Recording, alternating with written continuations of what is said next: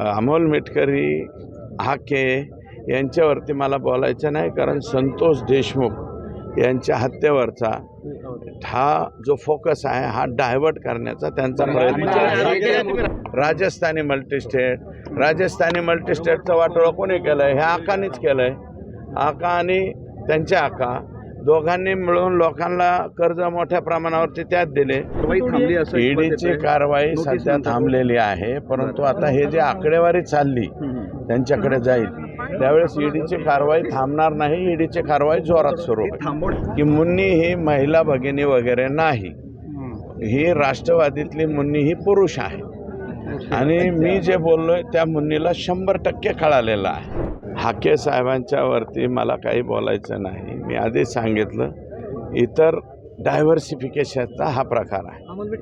ऐका, अमोल मिटकरी हाके यांच्यावरती मला बोलायचं नाही, कारण संतोष देशमुख यांच्या हत्येवरचा हा जो फोकस आहे हा डायव्हर्ट करण्याचा त्यांचा प्रयत्न आहे. त्यांच्यावरती बोलायला माझ्याकडे भरपूर माणसं आहेत. ते माणसं विषय आलेला आहे, तो अंगाला काटा येईल असा विचार आहे. 109 मृतदेह सापडले. नाही, असं नाही. त्यांच्याकडे माझं वेगळं काम होतं. अजितदादा आणि माझे वेगळे संबंध आहे. सरदार आहे, ते हेड आहे आणि त्यांच्याकडे एकच हे एवढा विषय नाही. दुसरा एक विषय घेऊन मी गेलो होतो. हे जे ज्ञानराधा, जिजाऊ मल्टीस्टेट, राजस्थानी मल्टीस्टेटचं वाटोळं कोणी केलं आहे? हे आकानीच केलं आहे. आका आणि त्यांचे आका दोघांनी मिळून लोकांना कर्ज मोठ्या प्रमाणावरती त्यात दिले आणि नंतर बँक बुडाली म्हणून यांनीच वारडा केला. त्याच्यामुळे ते बिचारा भैयानी मातीत गेला ना, जेला ते आता. अण्णा लक्ष्मण हाकेने काल तुमच्यावर आरोप केले. ते म्हणाले की राम मंदिराचा 7/12 महसूल त्याला जस्टिफिकेशन द्यावे लागतात. मोकाची त्याला आता आयजी लेवलची ही आहे. माझ्या मते मला माहीत व्हावं असं वाटतं की डीजी आणि राज्य सरकारचं जे डीजी आहे, डीजींची परवानगी घ्यावी लागत असेल, ती प्रक्रिया चालू असेल. ईडीची कारवाई थांबली आहे का सर सध्या? ईडीची कारवाई थांबली असेल. ईडीची कारवाई सध्या थांबलेली आहे, परंतु आता हे जे आकडेवारी चालली त्यांच्याकडे जाईल त्यावेळेस ईडीची कारवाई थांबणार नाही. ईडीची कारवाई जोरात सुरू होईल. थांबवण्यासाठी काही प्रेशर टॅक्टिक्स झाले? नाही, मला नाही वाटत थांबवण्यासाठी किंवा स्लो डाऊन, परंतु स्लो डाऊन म्हणजे गेलेच असतील ना. कुणीतरी गेला असेल, हे थांबवा, हे अमकं करा, हे एवढं नाही आहे, परंतु ते तेवढं आहे. मुन्नी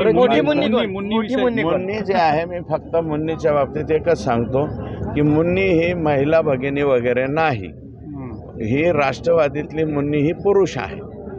आणि मी जे बोललोय त्या मुन्नीला 100% कळालेलं आहे. फक्त ती बाहेर आलेली नाही. मुन्नींनी बाहेर येऊ द्या. मुन्नी बदनाम होणे याची दक्षता तुम्ही घेताय का? मुन्नी बदनाम झालेली अगोदरच. मुन्नी बदनाम हो गई, डार्लिंग तेरे लिए. डार्लिंग जी आहे त्याच्यासाठी मी पूर्णपणे मुन्नी बदनाम झालेली आहे. मुन्नीचे सगळे लफडे, सगळे सुपडे सगळं माझ्याकडे आहे. मुन्नीला एकदा बोलू. तुम्ही शरद पवारांची भेट घेतली? युद्ध सुरू असताना सरदारला परस्पर विरोधी गटाने भेटायचं नाही. अण्णांना अजितदादांना भेटला. नाही, ईडीची सुद्धा चौकशी झाली पाहिजे आणि याच्यामध्ये मोका लागला पाहिजे. मुख्यमंत्री महोदयांनी मोक्याची घोषणा केलेली आहे, त्याच्यामुळे मोका लागणारच आहे.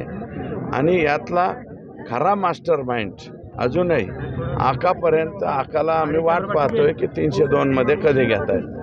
आणि त्यांना एकदा 302 घेतलं आणि आकाचा जर हात असेल तर मग शेवटी आका सुद्धा त्याच्यामध्ये जाऊ शकतो. ईडीला पत्र लिहिणार ना. तिची संपत्ती आहे 100 कोटीच्या वरती. त्या ठिकाणी कोणती गोष्ट गेली तर ईडीची नोटीस येते. त्याप्रमाणे नोटीस तर ऑलरेडी आलेली. पण मी आता त्यांची जी प्रॉपर्टी सांगितलेली, एक ठिकाणी ती प्रॉपर्टी जवळपास 7-5 आणि 5 40 कोटीची आहे. आणि दुसऱ्या ठिकाणची प्रॉपर्टी ही त्यांची वाल्मिक कराडे यांची 75 कोटीची. 75 आणि 40 म्हणजे 115 पर्यंत गेले. म्हणजे तेवढ्या 2च पुण्यातल्या ज्या प्रॉपर्टीज आहेत त्यांच्या, पुण्यातल्या प्रॉपर्टीज त्यांना मला वाटतंय बस होत आहेत ईडीला चौकशी करायला. आणि अजून जमिनीचा हिशोब तर सांगितलाच नाही मी तुम्हाला.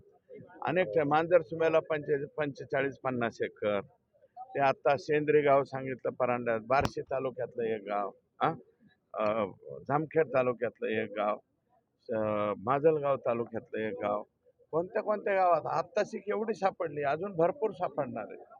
आणि ती सापडलेली प्रॉपर्टी मला असं वाटतं 1,500 कोटीच्या वरती जाण्याची दाट शक्यता. आता मी तेच बोललो की 109 डेड बॉडीज ज्या आहेत परळी तालुक्यात, ह्या आता मी आज SP ला विचारणार आहे याचं रेकॉर्ड काय आहे काय नाही. कार्ड रिचार्ज कोणते आहेत? ओळखून घ्या.